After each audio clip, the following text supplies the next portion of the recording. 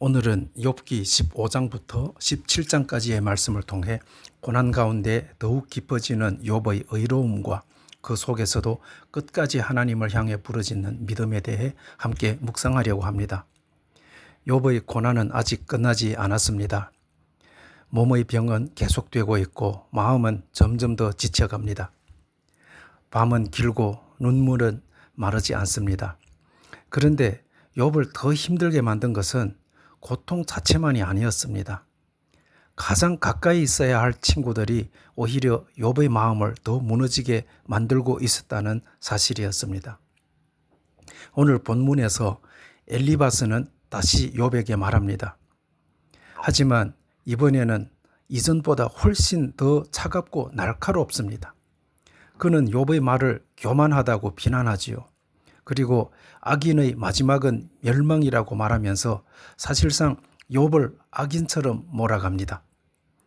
욥은 점점 더 깊은 외로움 속으로 내려가게 됩니다. 아무도 내 마음을 모르는구나. 아무도 내 고통을 이해하지 못하는구나 라고 욥은 고백합니다.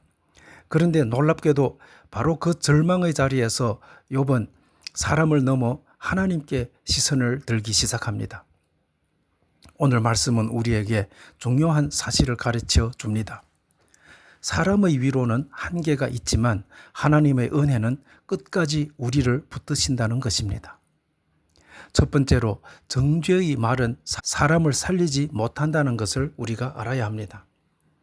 우리는 판단의 사람이 아니라 위로의 사람이 되어야 합니다. 욥의 친구 엘리바스는 욥에게 말합니다. 네 말이 사람들을 넘어뜨리고 있다고 말합니다. 악인은 반드시 고통당한다고 말합니다. 그는 자신의 신념을 매우 확신 있게 말했습니다.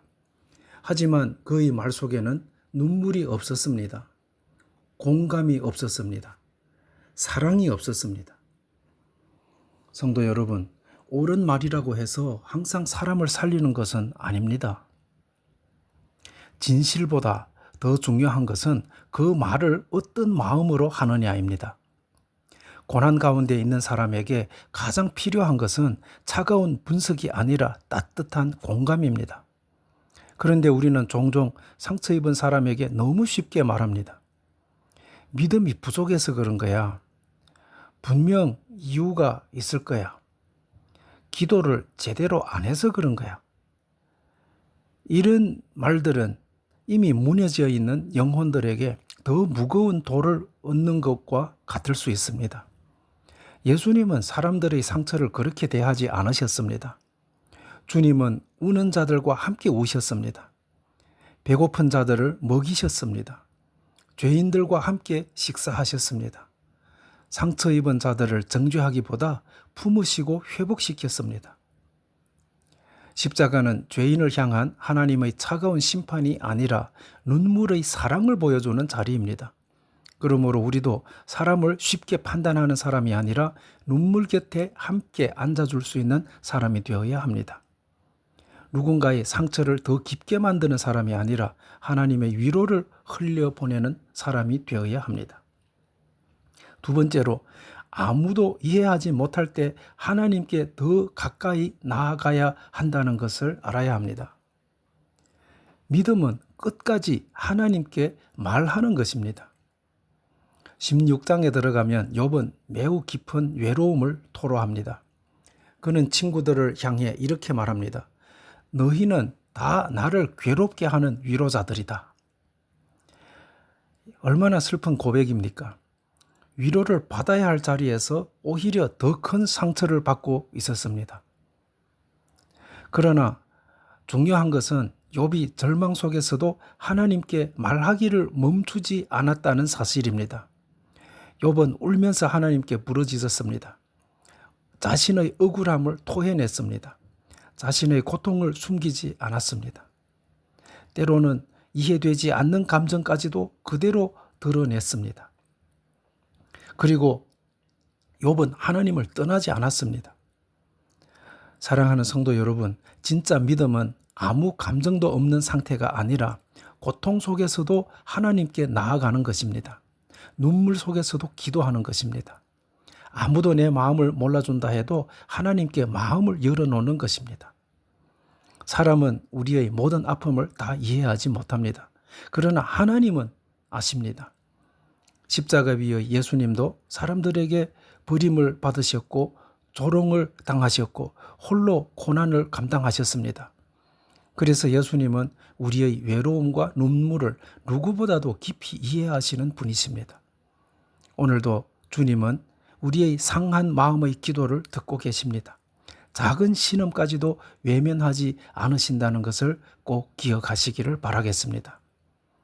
세 번째로 우리의 마지막 소망은 여전히 하나님께 있다는 것을 알아야 합니다. 어둠 속에서도 하나님은 일하고 계시기 때문이죠. 17장에서 욥은 마치도 삶의 끝자락에 선 사람처럼 말합니다. 희망이 보이지 않고 앞길이 캄캄하고 마음이 완전히 지쳐 있었기 때문이죠. 그러나 그런 절망 속에서도 욥의 영혼의 깊은 곳에는 하나님을 향한 갈망이 완전히 꺼지지 않았습니다. 여러분, 인생에는 정말 어두운 시간이 있습니다. 기도해도 아무 응답이 없는 것처럼 느껴질 때가 있고 아무리 걸어도 출구가 보이지 않을 때가 있고 눈물만 흐르고 마음은 점점 메말라 갈 때도 있습니다. 하지만 바로 그러한 때에도 하나님은 우리를 포기하지 않으시기 때문에 우리는 십자가를 바라보아야 합니다. 예수님의 죽음은 사람들의 눈에는 완전한 실패처럼 보였고 모든 것이 끝난 것처럼 보였지요. 그러나 하나님은 그 십자가를 통해 부활과 구원의 문을 여신 것입니다. 그러므로 오늘 우리가 어둠 속을 지나가고 있다고 해도 하나님은 여전히 일하고 계십니다. 우리 눈에는 끝이라고 보여줄 수 있어도 하나님께서는 새로운 시작일 수도 있는 것입니다. 하나님은 지금도 눈물 가운데 있는 자기 백성들을 붙들고 계십니다. 그리고 반드시 다시 일으켜 세우십니다. 여러분, 욥기서 15장부터 17장은 사람의 위로가 얼마나 부족할 수 있는지를 보여주고 있습니다. 친구들의 말은 욥을 더 아프게 만들었습니다.